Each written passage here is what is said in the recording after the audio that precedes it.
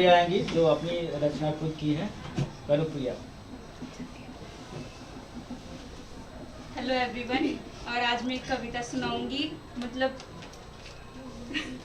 पानी के ऊपर है, पानी बचाओ। कभी जल की महत्ता को हम बयां कर नहीं सकते, कभी जल की महत्ता को हम बयां कर नहीं सकते। बिना पानी के जीवन में हम रह नहीं सकते, बिना पानी के जीवन में हम रह नहीं सकते।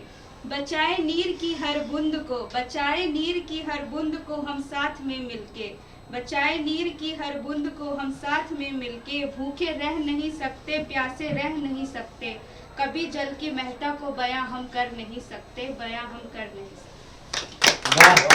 खुद का लिखा हुआ है, बहुत अच्छा और बहुत बहुत बधाई। खुद के लिखे हुए कविता का वाचन इतना अच्छा आपने किया।